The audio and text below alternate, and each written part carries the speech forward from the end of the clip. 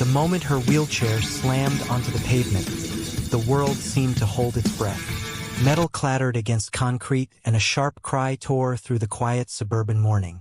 Hannah's hands scraped the ground as she tried to stop her fall, but the damage was done. Her body twisted painfully beside the overturned chair. Behind her, a boy in a bright varsity jacket stood smirking, as if proud of the cruelty he had just committed. And down the street, distant but unmistakable, came the low, thunderous rumble of dozens of motorcycle engines, growing louder, closer, unstoppable. But what happened next no one saw coming.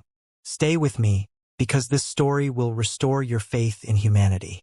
If you're watching this and believe in kindness, second chances, and standing up for those who can't stand for themselves, please like, comment, share, and subscribe to StorySphere, and tell us in the comments where you're watching from.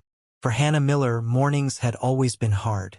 Not because she didn't like school, not because she didn't enjoy the walk to the bus stop, but because every day carried the same shadow, the fear of being seen as weak. Ever since the accident a year earlier, one that stole her ability to walk, she had been fighting to prove she wasn't broken, that she wasn't fragile, that she could still live a life that mattered. But the world didn't always meet her halfway. And some people, like Brad Thompson, the boy now laughing at her pain, seemed determined to make every day heavier than the last. Hannah had left early that morning, rolling herself down the sidewalk in steady motions, feeling the warm breeze brush against her face. She tried to focus on the good, the sunlight, the birds, the soft hum of life around her. But she couldn't ignore the unease in her stomach each time she approached the bus stop. Brad and his friends were often there. They weren't always physically cruel, but their words cut deep. Little insults dropped like stones into her chest. Roller girl, half girl, words that seemed to echo long after the school day ended. Today she thought maybe they'd skip the bus.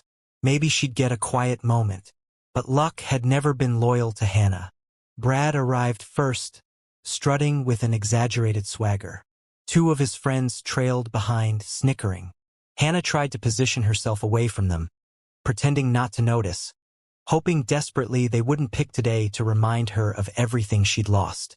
But Brad had already spotted her, already decided this morning's entertainment. He walked straight toward her wheelchair, stopping inches away. He leaned forward, just enough for her to feel trapped. And with a sudden, intentional motion, he planted his foot against the side of her wheel and shoved. The force sent the chair tilting violently. Hannah's hands flew out in panic. The world flipped, and then came the painful crash as her body hit the pavement. She gasped, a mix of shock and humiliation. Tears welled in her eyes before she could stop them. She hated crying in front of people, hated giving Brad the satisfaction of seeing her hurt. He laughed, as if he just performed a magic trick. But then, everything changed. A sound rose from the distance, first faint, then unmistakable. The low, rolling thunder of motorcycle engines. Many of them, dozens. The kind of sound you feel in your chest more than you hear with your ears. The street seemed to tremble beneath the approaching wave. Brad's friends stopped laughing. They turned toward the road, eyes widening slightly. Hannah lifted her head, her breath catching. A line of motorcycles, sleek, dark, powerful, came roaring down the street in perfect formation. One row, then another behind it, and another. It looked like an entire army of bikers had descended upon this quiet neighborhood. Their engines echoed between the houses, commanding attention, impossible to ignore. There weren't 10. There weren't 20. There were nearly 100. Hannah stared in disbelief. Brad took a step back, uncertainty rushing over his face for the first time all morning. As the riders reached the bus stop, they slowed, forming a tight, protective semicircle around Hannah. The engines idled with deep, intimidating growls, the air vibrating with their power. The bikers didn't look at Brad. They didn't need to. Their presence alone was accusation enough. The lead rider, a tall, broad-shouldered man with a scar across his cheek and eyes that held a lifetime of storms, switched off his engine. One by one, the others followed. Silence fell slowly, but it was a different kind of silence. Heavy, expectant, full of unspoken judgment. The leader stepped off his bike and walked toward Hannah.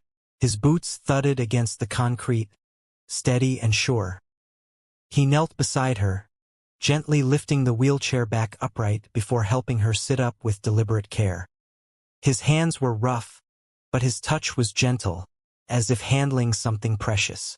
Hannah felt a strange warmth in her chest, a sense that she was safe, truly safe, in a way she hadn't felt in months.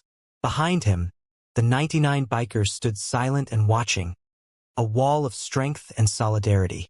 This moment, this overwhelming force of unexpected protection, left Brad pale and trembling. He tried to speak, tried to explain or excuse, but the words tangled in his throat. His confidence dissolved under the weight of so many eyes. The leader didn't shout. He didn't threaten. He didn't need to. Instead, he focused entirely on Hannah, asking if she was hurt, if she needed medical help, if she wanted them to call someone. His voice was low and steady, carrying a warmth she hadn't expected from someone who looked so intimidating. For Hannah, something shifted deep inside.